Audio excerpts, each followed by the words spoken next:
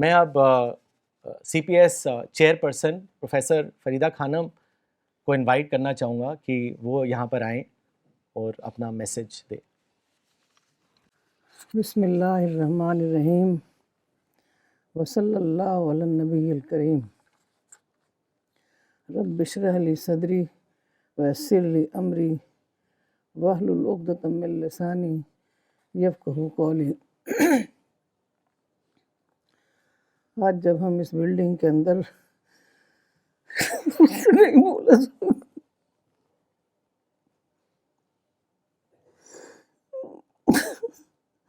ہم اس بلڈنگ میں داخل ہوئے تو ہمیں سارا یاد آنے لگا کہ مولانا نے کیا کیا خواب دیکھے تھے. سینٹر کا ان کو بہت پہلے سے ان کا تھا کہ ایک سینٹر بننا چاہیے، لیکن ان کو کبھی ایسا نہیں لگتا تھا کہ ہمارے پاس اتنے ریسورسز ہیں کہ ہم سینٹر بنا سکتے ہیں. وہ سمجھتے تھے کوئی مسلم کنٹری جو ہے ایسا سینٹر بنائے گی. تو سب یاد آنے لگا جب الرسالہ شروع ہوا تھا تو کتنی چھوٹی سی جگہ تھی. پرانی دلی میں ہمارے پاس 2 کمرے تھے، ایک مولانا کا آفس تھا اور ایک کمرے میں ہم لوگ رہتے تھے.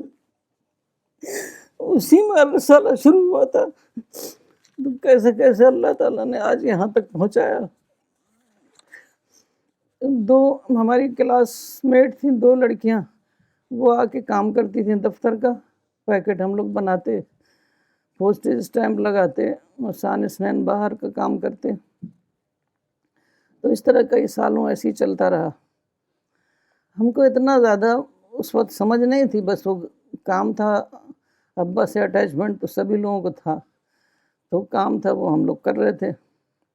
جب الرسالہ انگریزی نکلا 1984 میں، تب ہمیں زیادہ مشن کا احساس ہوا کیونکہ زیادہ انوالومنٹ ہو گیا.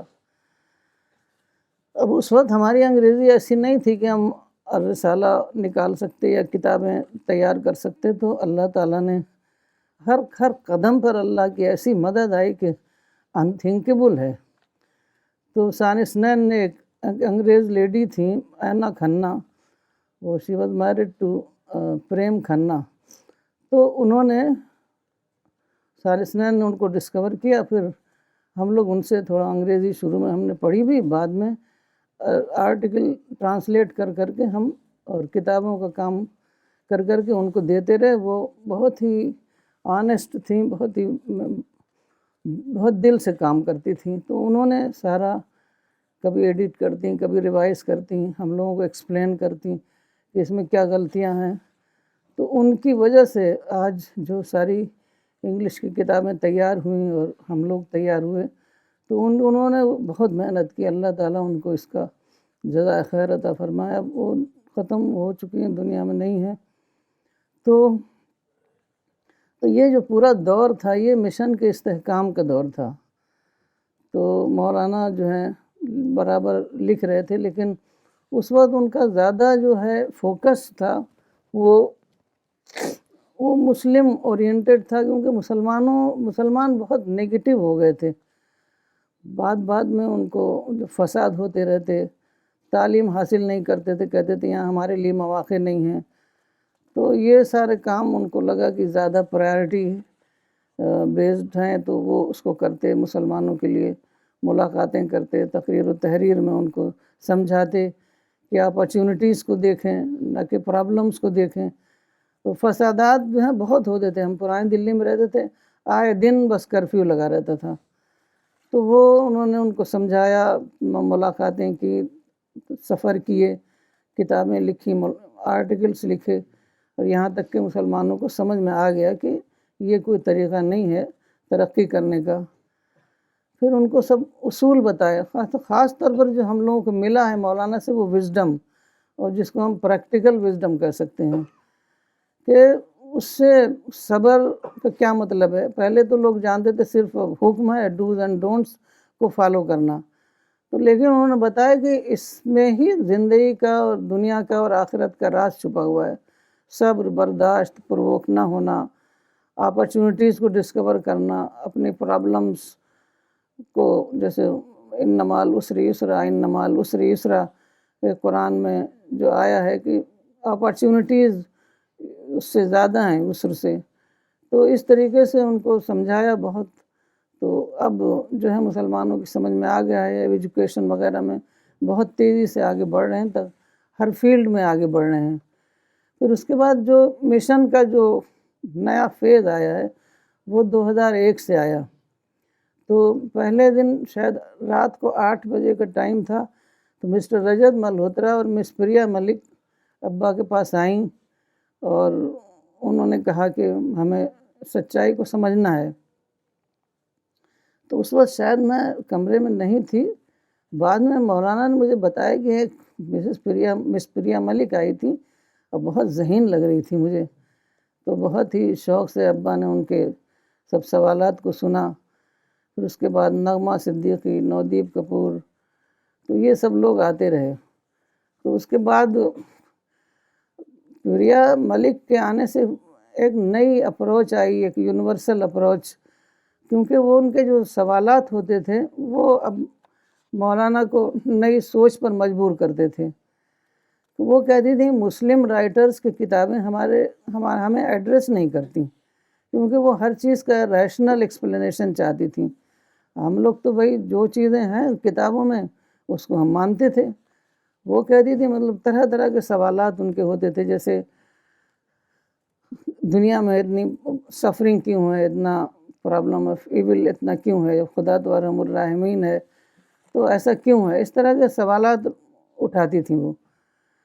تو کہتی تھیں کہ جیسے لوگ جو اچھے لوگ ہیں، جو مورلی پرفیکٹ لوگ ہیں، ایک اچھی زندگی گزار رہے ہیں، تو ان کو جنت کیوں نہیں ملے گی. تو اس طریقے کے سوالات جب سامنے آئے تو ایک کینوس مولانا کا اور بڑا ہوا، اور انہوں نے اس طرح کی باتیں جو ہیں، اس طرح کے باتوں کو اپنے آرٹیکلس میں، کتابوں میں انہوں نے لیا. جیسے ایک کتاب لکھی اسلام ری ڈسکورڈ. تو اس طریقے کی باتیں، اور بہت ہی محنت کی ان لوگوں کے اوپر. بہت کافی لوگ آئے، مسلسل لوگ آتے رہے. تو ان سے ملاقاتیں کرنا، ان سے ٹیلی فون پر باتیں کرنا، سفر کرنا، ان کو سب کو ساتھ لے کر سفر کرتے تھے. تو کیونکہ سب سے زیادہ مولانا ٹیم کی تیاری پر فوکس کر رہے تھے. تو جب وہ آتا روزہ تو مولانا کو پتہ چل جاتا تھا شب قدر کا. تو شب قدر کی رات کے بعد میں نے مولانا سے پوچھا کہ آپ نے کیا دعا کیا، کیونکہ ہم لوگ یہی سمجھتے تھے کہ سب سے بڑی چیز تو سینٹر ہے، سینٹر ہی کے لیے دعا کیا ہوگا. تو انہوں نے کہا نہیں، میں نے ٹیم کے لیے دعا کیا، جب ٹیم تیار ہو جائے گی تو سب کچھ تیار ہو جائے گا. تو اس طریقے سے انہوں نے سب سے زیادہ فوکس ٹیم پر کیا، اور ہیمرنگ بھی کرتے تھے. تو کیونکہ ایسا ہوتا ہے نا کہ انسان اپنی کمیوں کو، اپنی غلطیوں کو، اپنی شارٹ کمنگس کو پہچان نہیں پاتا، سمجھ نہیں پاتا. تو وہ ہیمرنگ کر کر کے اس کو سمجھاتے تھے باتوں کو. تو جس نے ہیمرنگ کو برداشت کیا وہ رہ گیا، نہیں جو ہیمرنگ برداشت کیا وہ چلا گیا. لیکن جس نے ہیمرنگ کو برداشت کر لیا وہی جو ہے ایک ایسا انسان بن گیا جو مشن میں اپنے آپ کو ڈیڈیکیٹ کر سکے. تو یہ مولانا کے بعد لوگوں نے سمجھا کہ اب مشن ختم ہو گیا. بہت سے لوگوں نے مجھ سے بھی کہا، لوگوں نے آرٹیکل اس طرح کے لکھنے شروع کر دیے. لیکن ان لوگوں کو نہیں پتہ تھا کہ مولانا جو ہے ان کی فور سائٹ بہت زبردست تھی. وہ سمجھ رہے تھے کہ ٹیم ایک بار بن گئی تو پھر مشن نہیں ختم ہوگا. تو وہ ٹیم انہوں نے بہت محنت کی. آخر وقت تک جب کہ لیٹے رہتے تھے تو اس وقت بھی لوگوں سے فون کرتے تھے، لوگوں کو ہدایت دیتے تھے. آخر وقت تک ٹیم کی تیاری میں لگے رہے. تو آخر کار ہمارے پاس ایک ڈیڈیکیٹڈ والنٹیئرس کی ٹیم ہو گئی. یہ ایسا مجھے نہیں لگتا کہ کسی بھی مسلم جماعت میں ایسا ہے کہ اتنے زیادہ سنسیئر لوگ، اتنے زیادہ مخلص لوگ، اور اتنے زیادہ ایجوکیٹڈ لوگ والنٹیئرس کے طور پر کام کر رہے ہیں. تو اب اس کا ثبوت آپ نے دیکھا سینٹر کا. ابھی آپ اوپر تک دیکھیں گے تو ایک چھوٹے سے ایریا میں، جو کہ کبھی ہم نے سوچا بھی نہیں تھا کہ چھوٹے سے ایریا میں سینٹر کے ساری ضرورتیں پوری ہو سکتی ہیں، تو ایک فل فلیج سینٹر بن گیا. مسٹر نودیپ کپور کے بھائی آئے تو انہوں نے کہا کہ یہ تو ورلڈ کلاس سینٹر معلوم ہو رہا ہے. تو یہ سب باتیں جو ہوئیں تو یہ بہت زیادہ ٹیم کی، جیسے ابھی مسٹر رجت ملہوترا نے سب بتایا ہے کہ بہت زیادہ ان کا ڈیڈیکیشن، ڈیووشن وہ سب ریفلیکٹ کر رہا ہے. تو اس چھوٹے سے سینٹر میں ٹیکنالوجی کے ذریعے سے اتنا اس میں ساری ضرورتیں پوری ہوئیں، یہاں تک کہ اس کی دیواروں کو بھی بہت ہی خوبصورت طریقے سے یوز کیا گیا ہے. تو یہاں اندر آتے ہی لگتا ہے کہ the whole mission has come alive. اور اوپر جو پریئر ہال بنایا ہے اس میں تو سچ میں بالکل اسپریچول انوائرمنٹ ہے. وہاں جا کے لگتا ہے کہ بس اب یہیں رہیں، وہاں سے نکلنے کو دل نہیں کرتا. تو اب ہمارا جو سب سے مشن ہے جو ہمارا وہ ہے قرآن مشن. تو یہ قرآن کی چیپٹر 25 ورس 1 میں آیا ہے، بڑی بابرکت ہے وہ ذات جس نے اپنے بندے پر فرقان اتارا تاکہ وہ جہان والوں کے لیے ڈرانے والا ہو. اب دیکھیے یہ ہے کہ جہان والوں کے لیے ڈرانے والا ہو. تو اب کوئی بھی انسان چاہے وہ پیغمبر ہی ہو، ہمیشہ کے لیے تو دنیا میں آیا نہیں ہے. تو اس کے بعد کی جو جنریشن کو ہمیں قرآن پہنچانا ہے، خدا کا کلمہ پہنچانا ہے، تو وہ تو اس کے بعد ہی ہو سکتا ہے. جیسے صحابہ نے ساری دنیا میں اپنے زمانے کی آباد دنیا میں پھیلا دیا، تو اسی طریقے سے ہمیں یہ کام کرنا ہے. اب جو ٹیکنالوجی کے ذریعے سے ہم پورے گلوبل ریچ ہے ہماری، ہم ساری دنیا میں پیغام پہنچا سکتے ہیں. تو جب مولانا کبھی ڈونیشن نہیں لیتے تھے، تو پہلی بار انہوں نے کہا کہ قرآن کا کام اتنا بڑا ہے، ساری دنیا میں قرآن پہنچانا ہے، تو یہ بغیر ڈونیشن کے نہیں ہو سکتا ہے. تو اس کے لیے جب انہوں نے وہ پروگرام کیا، شاید 2 اپریل 2015 میں جب انہوں نے پروگرام کیا، تو اپنے پاس تو مولانا پیسہ کبھی رکھتے ہی نہیں تھے. انہوں نے مجھ سے کہا 1000 روپیہ دو. اب مجھے پتہ نہیں تھا کس لیے کہہ رہے ہیں. تو انہوں نے یہ 1000 روپیہ لیا اور پھر اس کے بعد انہوں نے کہا کہ یہ میری طرف سے پہلا ڈونیشن ہے. تو اس کو نودیپ کپور نے اس کو محفوظ کر کے رکھا اور اس کو یہاں پر وہ کر دیا، فریم کر دیا. تو اس کے بعد بہت زیادہ لوگوں نے اس کو سپورٹ کیا، اس مشن کو، اور آج یہ مشن جو ہے گلوبلی ساری دنیا میں پہنچ رہا ہے. 50 زبان میں قرآن تیار ہو چکا ہے، اور دیدہ زیب طباعت، سبسیڈائزڈ ریٹ، اور ایک گلوبل ٹیم بن چکی ہے جس کا ایک بہت بڑا حصہ خواجہ کلیم الدین صاحب ہیں. انہوں نے دوسرے ممالک میں بھیجا، قرآن بھیجتے رہتے ہیں مسلسل. اس میں ہارون شیخ صاحب ہیں. تو ثانی اثنین نے بہت بڑا کام کیا ہے. مولانا بہت زیادہ دعا کرتے تھے کہ قرآن کو ساری دنیا میں پہنچا دیا، جو کہ بالکل انتھنکیبل تھا کہ ساری دنیا میں قرآن پہنچ جائے. ابا کہتے تھے کہ میں نے بہت زیادہ دعائیں کر دی ہیں، اب تم لوگوں کو کسی چیز کی کوئی ضرورت نہیں ہوگی، اللہ سب کام تمہارا پورا کرے گا، اور تم لوگ تو بالکل ہیومن فیس ہو، کھڑے ہو جاؤ، کام تو اللہ کرے گا، اللہ کے فرشتے کریں گے. تو اس طریقے سے ہم لوگ جو ہیں تیار ہوئے، اور خدا کے کام کے لیے سارے لوگ جو ہیں دل و جان سے لگے ہوئے ہیں. تو ایک بار نغمہ پہلے اپنے اس میں لان میں کچھ پیڑ پودے دیکھ بھال کر رہی تھیں، تو انہوں نے بہت زور سے خواب میں انہوں نے بہت زور سے آواز سنی کہ لاسٹ کال دے دو. تو وہ ایک دم ڈر گئیں، اور اس کے بعد سے انہوں نے گھر میں حصہ لینا چھوڑ دیا. دن رات انہوں نے اپنے آپ کو وقف کر دیا. تو اللہ تعالیٰ نے سارے انتظام کر دیے. سب سے بڑی چیز ٹیم ہوتی، ٹیم تیار کر دیا، ریسورسز دے دیے، اور ساری دنیا میں اب پیغام پہنچ رہا ہے. انشاءاللہ تعالیٰ بہت جلد وہ وقت آئے گا جو ہم ساری دنیا میں یہ پیغام پہنچا سکیں گے.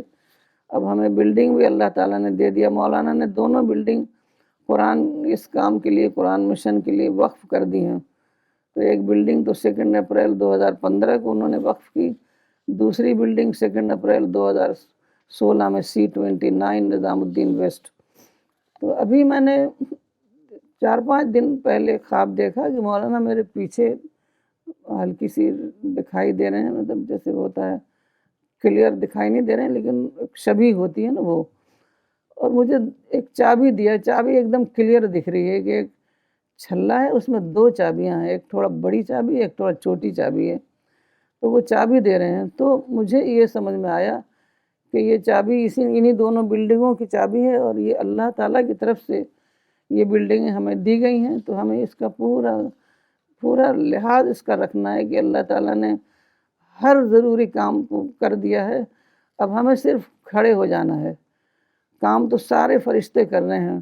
ڈاکٹر نغمہ نے خواب بھی دیکھا تھا کہ ہم تو بس کھڑے ہوئے ہیں اور سارے کام فرشتے کر رہے ہیں.